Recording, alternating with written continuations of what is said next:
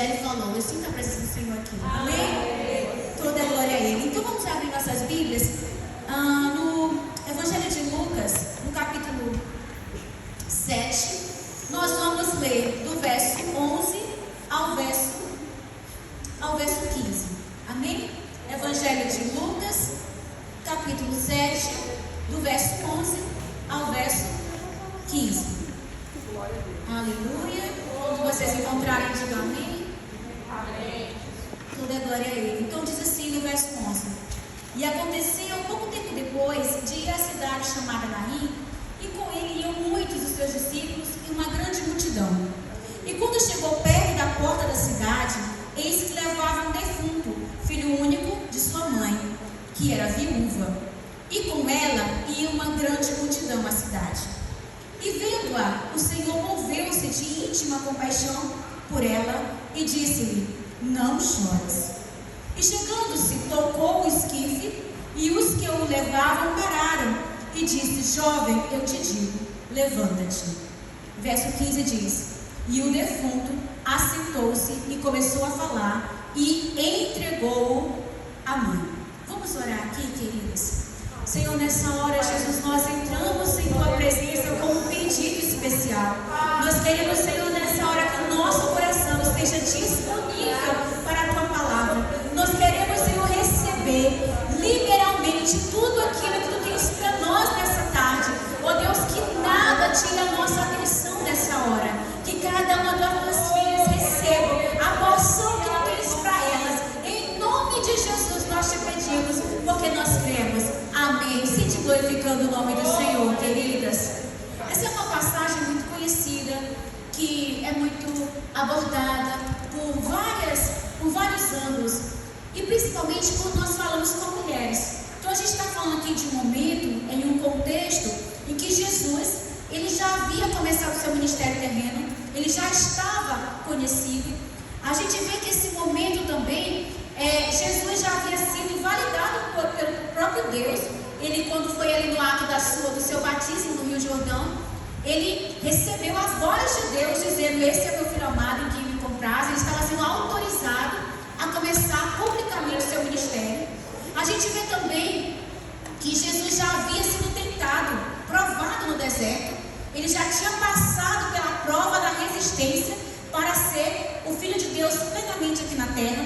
Já havia também curado a sogra de Pedro, já havia feito o milagre da pesca maravilhosa, já havia elegido e separado os seus 12 discípulos. Então ele já estava pregando, ele já era conhecido. E o momento que a gente está falando, ele é muito interessante, porque ele relata uma passagem muito emblemática. Se vocês forem observar os relatos nos evangelhos, todas as vezes que Jesus fazia um milagre, alguém clamava pelo milagre.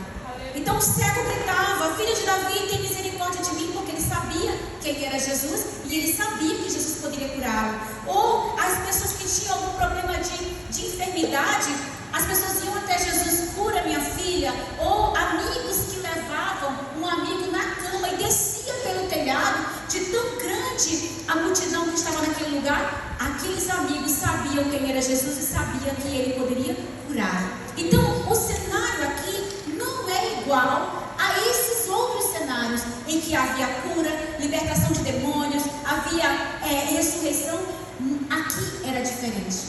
E o que faz desse momento, o que faz desse episódio diferente, é o que nos traz aqui hoje.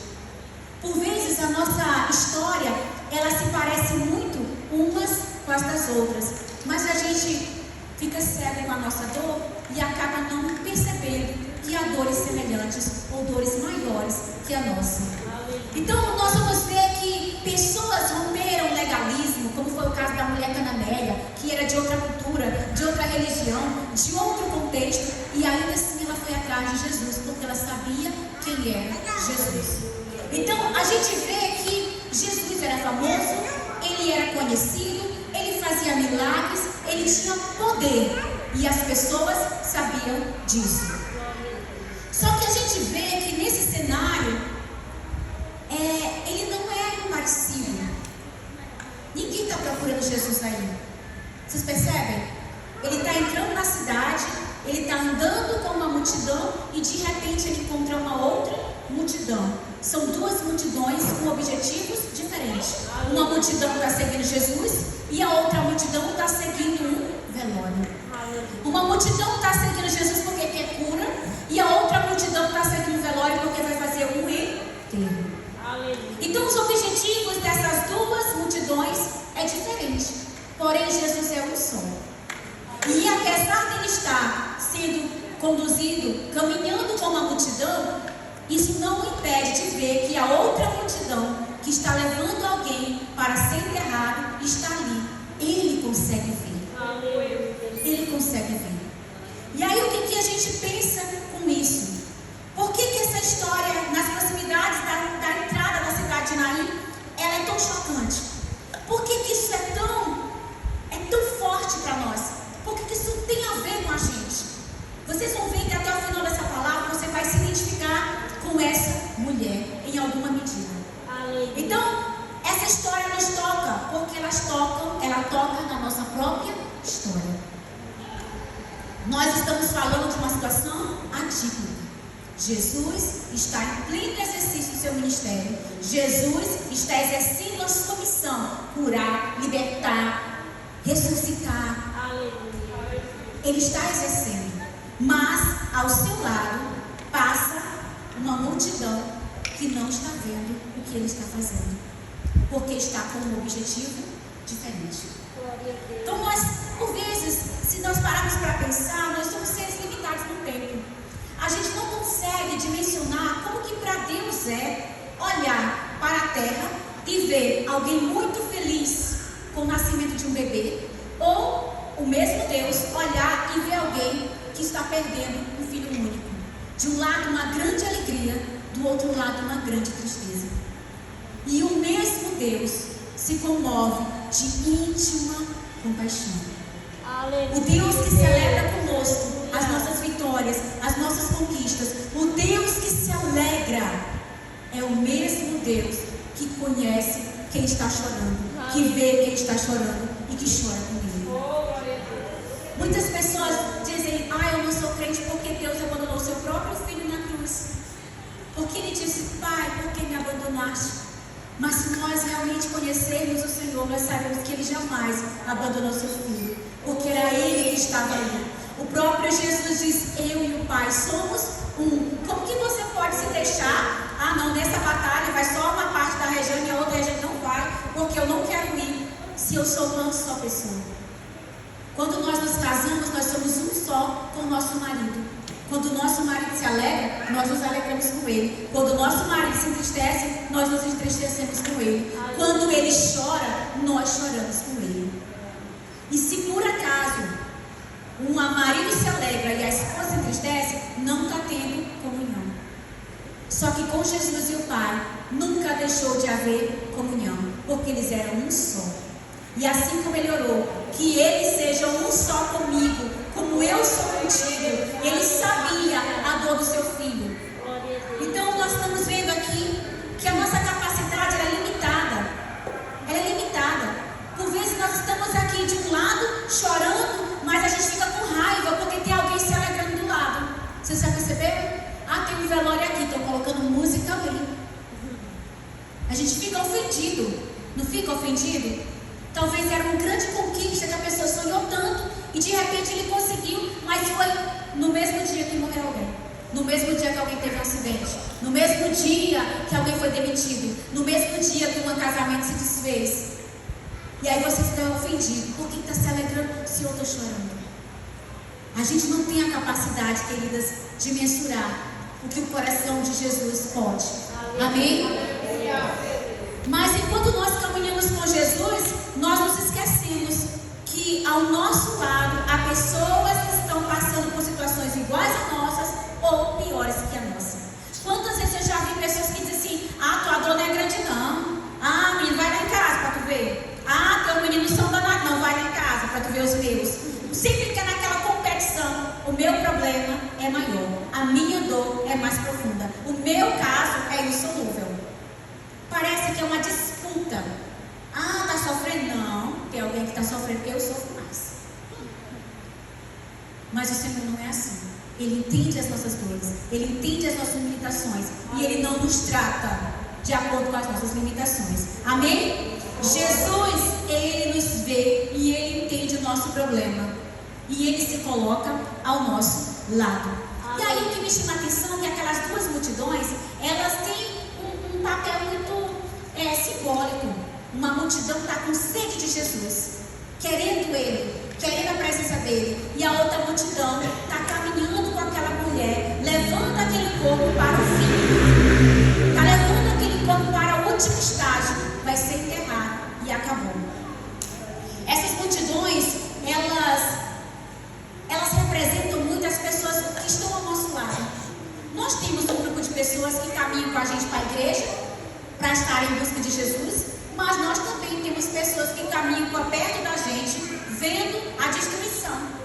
Não fazem nada por nós, não oram por nós, mas ajudam a levar o corpo para ser enterrado. E não presta mesmo não, e não vai valer nada mesmo não, e essa daí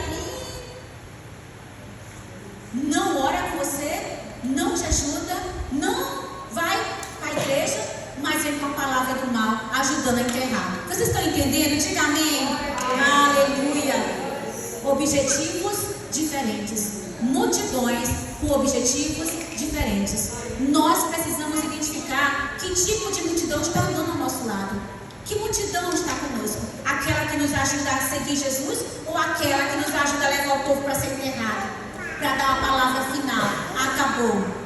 Então, essas multidões mostram que aquela mulher, apesar de estar com um monte de pessoas levando aquele corpo, ela estava sozinha. Ela estava sozinha. E às vezes acontece com a gente. Nós estamos com um problema na nossa família, os outros parentes vêm, os vizinhos vêm e olham, tem jeito não. Se acabou foi tudo. E aí a pessoa que está sofrendo está o quê? Sozinho. Sozinho. Ele não pode fazer nada. E ele não faz nada. Porque só quem pode nos ajudar é o Senhor Jesus. É só o Senhor Jesus. E aí eu quero destacar uma coisa pra gente que é interessante, é que Lucas coloca essa história com uma atenção especial quando ele enfatiza. Era um filho único de uma viúva. Um filho único de uma viúva. Ele deixa isso claro porque poderia ser qualquer mulher, poderia ser qualquer filho, poderia ser um de 10 filhos, poderia ser uma mulher que perdeu o marido, mas tem 5 filhos, porque ela estaria em um cenário diferente. Naquele contexto, ser viúva era um sinônimo de separação social, de isolamento social. Não havia seguridade social, não havia um lugar que você ia e se cadastrava para receber uma bolsa por mês, para ajudar a comprar comida, para ter remédio. Mulheres não trabalhavam, mulheres não podiam trabalhar. As mulheres ficavam em casa e cuidavam dos filhos para os maridos trabalharem.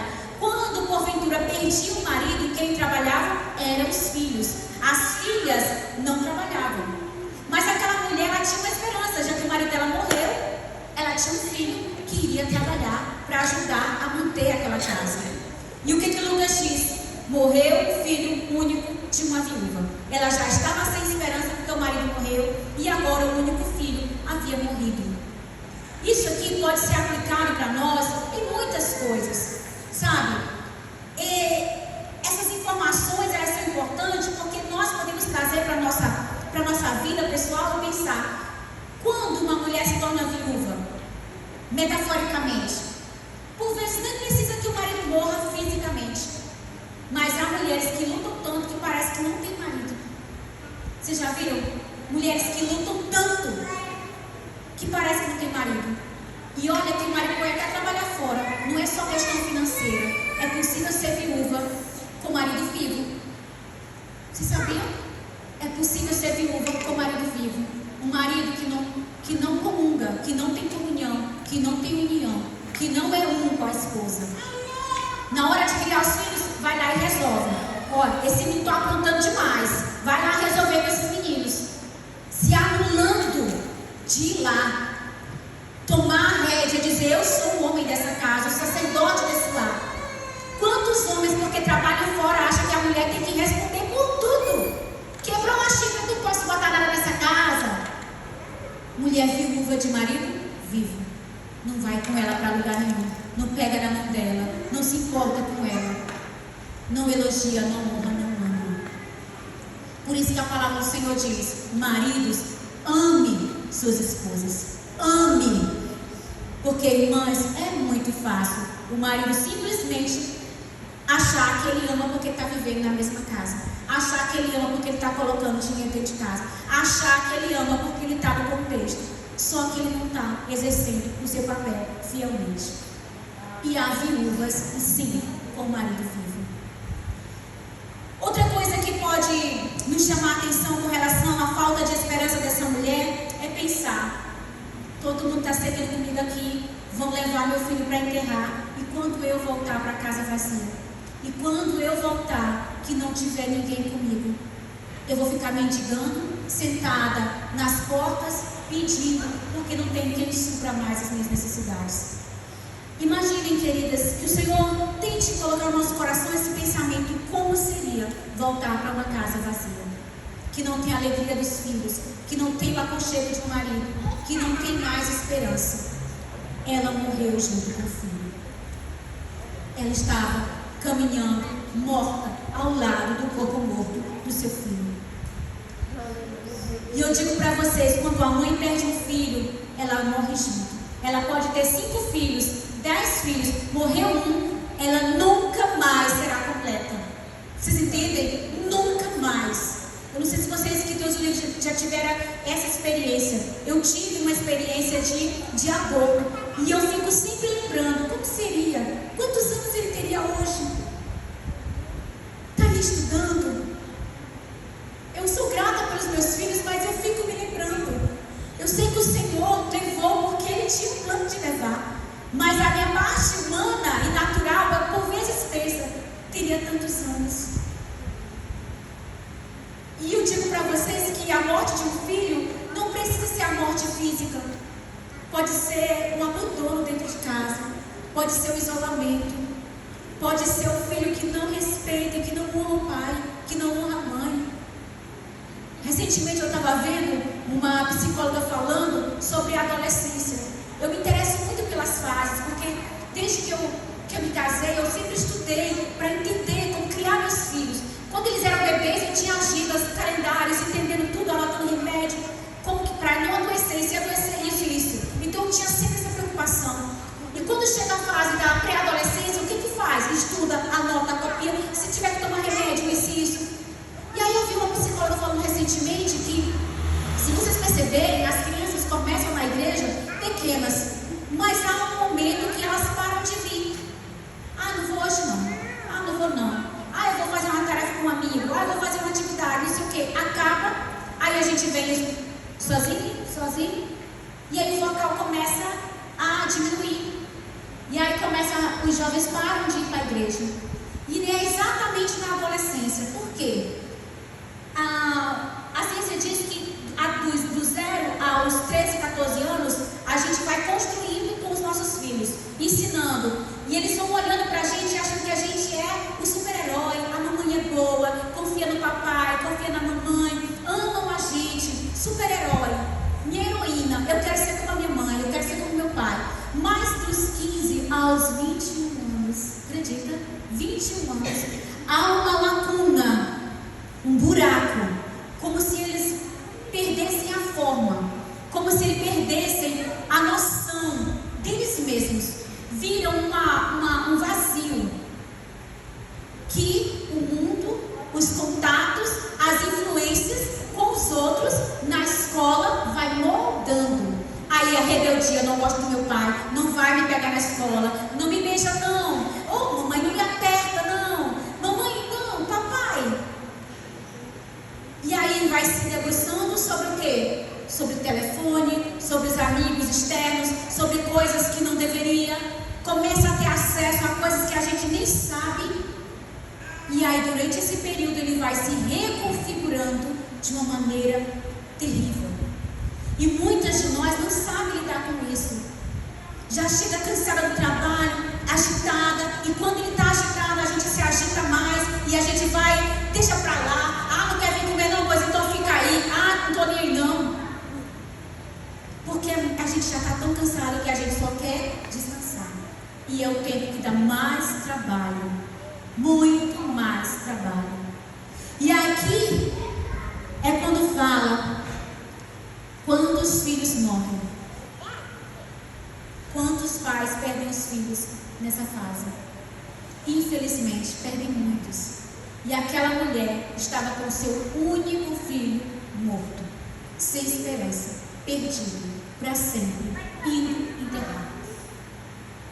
Ela não conseguia perceber que naquele momento que ela andava com aquela multidão, Jesus estava do lado dela com uma outra multidão. Ela estava em tamanha dor, em tamanho desespero, que ela nem percebeu que Jesus estava do lado.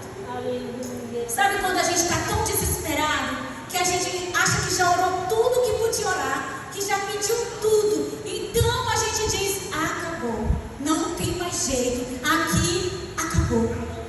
Que você já não sabe mais nem o que dizer para o Senhor, que já não sabe mais nem como pedir, ou pelo marido, ou pelo filho, ou por aquele trabalho, que você está no seu limite.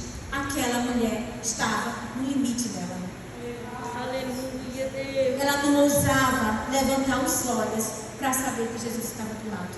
Aleluia, Deus. A dor dela era tão grande que ela não percebeu que havia uma multidão do lado com Jesus. Aleluia. Queridas, isso toca muito meu coração. Mães que perdem, esposas que perdem, irmãs que perdem, filhos que perdem.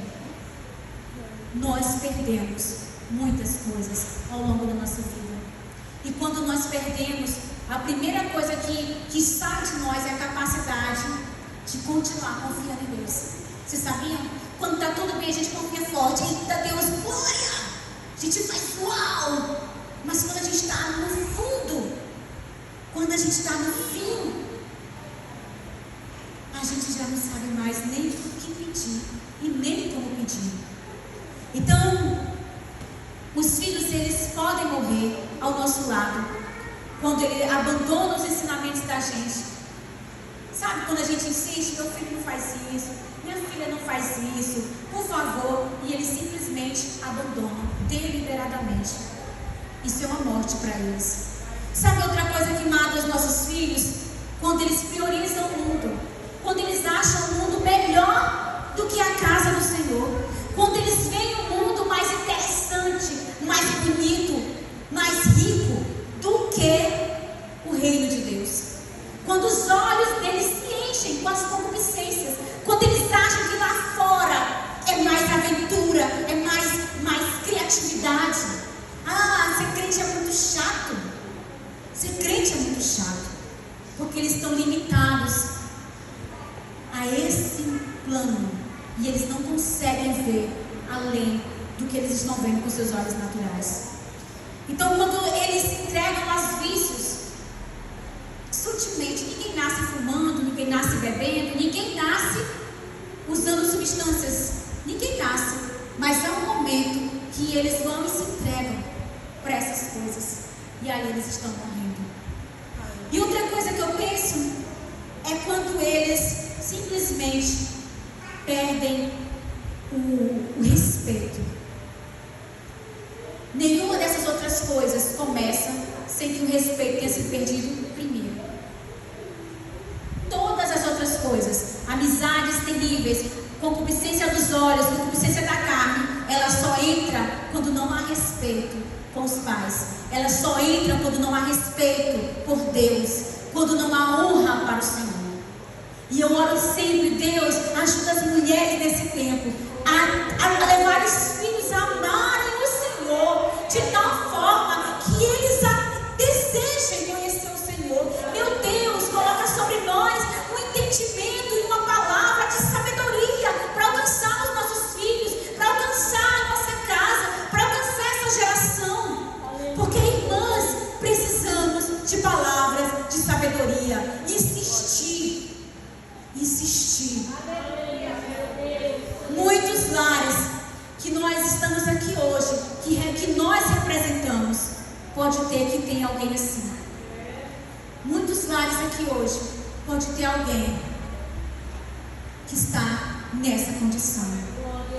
Ter um filho que está em morte espiritual, separado do seu pai, separado da sua mãe, abandonando aquilo que a mãe ensinou, que o pai ensinou. Então as mães perdem o quê? A esperança. Eu participo de ciclo de oração há muitos anos. A irmã Divina me conhece, ela sabe. Eu sempre participei e gosto de ciclo de oração. E eu digo para vocês, em ciclo de oração, há as duas orações principais que as irmãs fazem: Senhor, salva meus filhos, Senhor, salva meu marido. Senhor, salva meu filho, Senhor, cura do meu casamento. Senhor, salva meu filho, Senhor, restaura minha família. Por que isso acontece?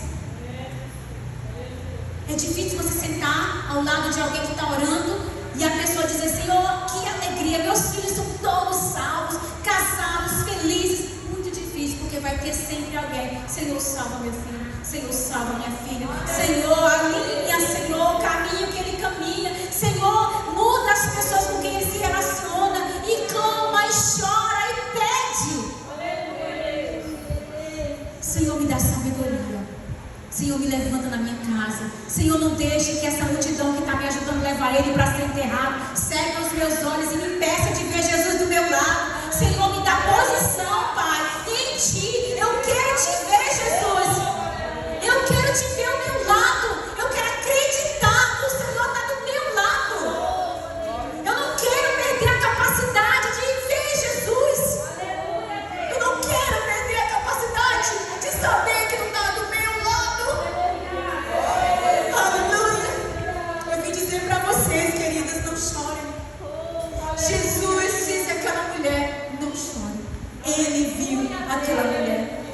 Ele viu aquela mulher e ele sabia a dor que havia no coração dela. E o que é interessante é que Lucas não diz, ele não fala do que aquele menino morreu, ele não diz que alguém contou para Jesus que aquela mulher era viúva, não fala. Mas ele diz: Jesus viu aquela mulher. Aleluia. Quando a irmã estava dando testemunho e ela leu: os olhos dele me viram. O Senhor não para de nos ver. Recentemente eu ouvi uma frase que eu gostei muito, que diz assim: quando o Senhor está falando, Ele está prometendo. E quando o Senhor está em silêncio, Ele está agindo. Ele está trabalhando. E a gente quer que o Senhor fique falando o tempo todo: oh Deus, fala comigo, Senhor, fala comigo, meu Deus, eu quero ouvir tua voz, Senhor, fala comigo. Ele já prometeu, Ele já liberou a palavra. Ele precisa agir, Ele precisa do tempo perfeito para agir. Então quando o Senhor se cala, Ele está agindo.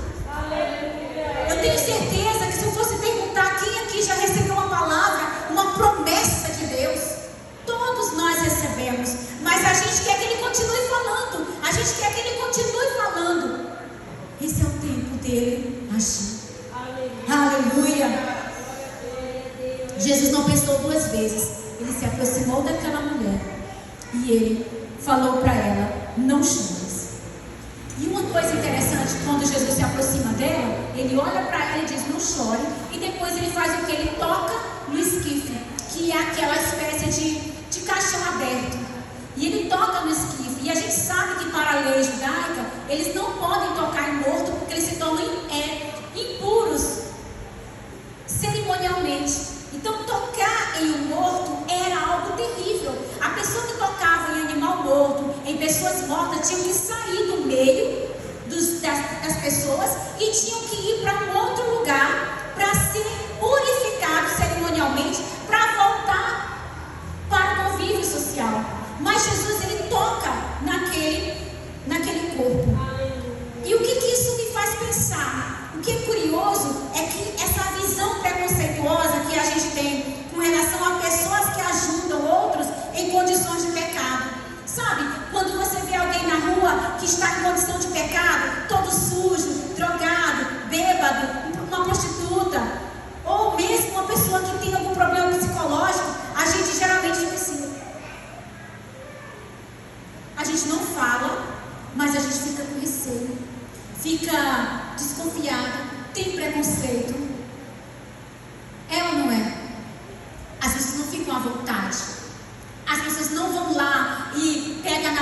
vão naturalmente. Por quê? Porque a gente tem ali uma cultura de não se aproximar.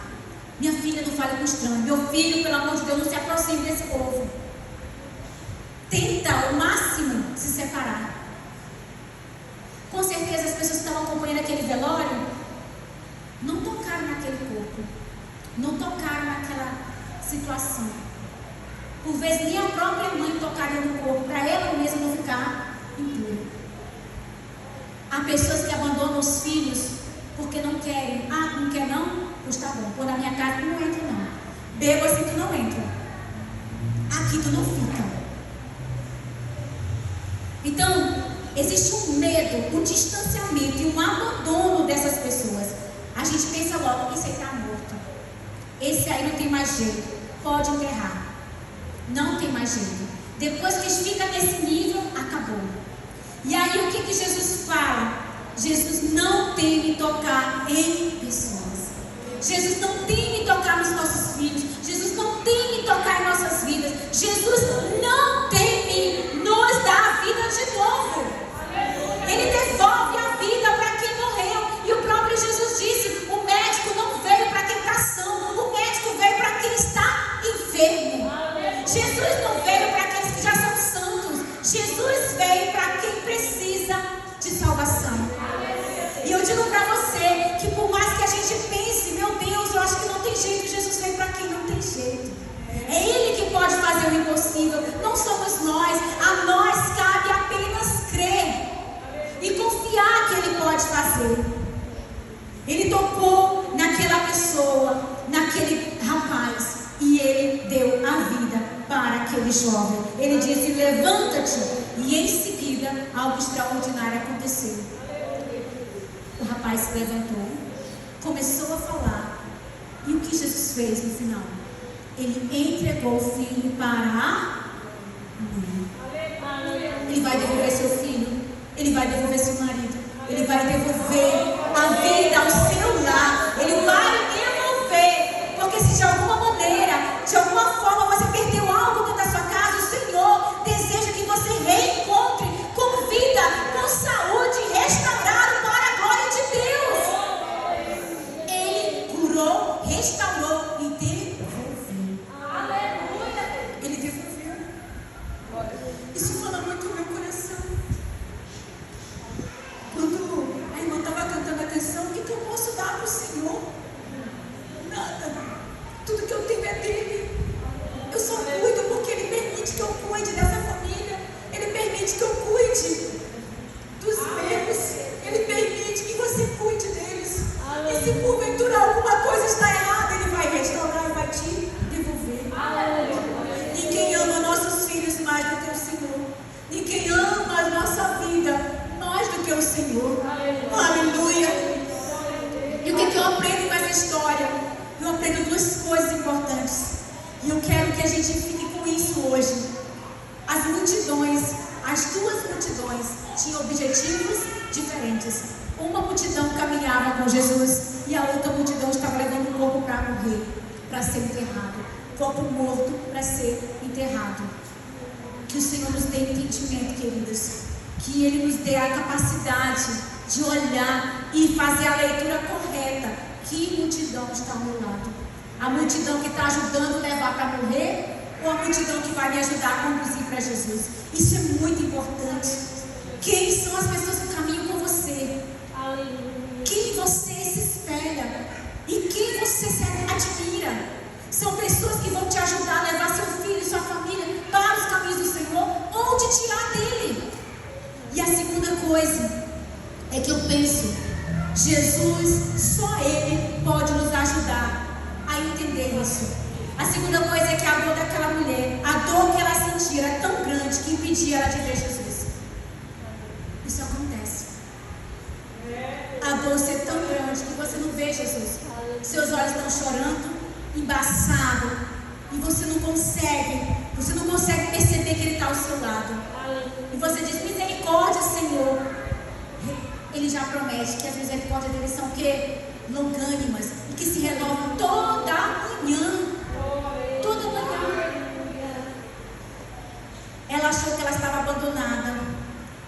pediu para Jesus curar o filho dela, porque ela já sabia que ele ia ser enterrado. Vamos continuar pedindo, vamos continuar orando, mas mesmo que você não peça, mesmo que você não consiga ver, Jesus não para de te ver. Jesus não para de ver a sua casa. Jesus não para de ver seus filhos. Jesus não para de ver a sua situação. Mesmo que você não consiga orar, aquela mulher não estava orando, mas Jesus não deixou de ver. Ele ainda estava vendo. Eu digo a você, não está acabado. Eu não sei que situação você está passando. Eu não sei o que você espera em Deus nessa tarde, que você tem orado, mas eu digo para você, não está acabado. Jesus está vendo você, Ele está ao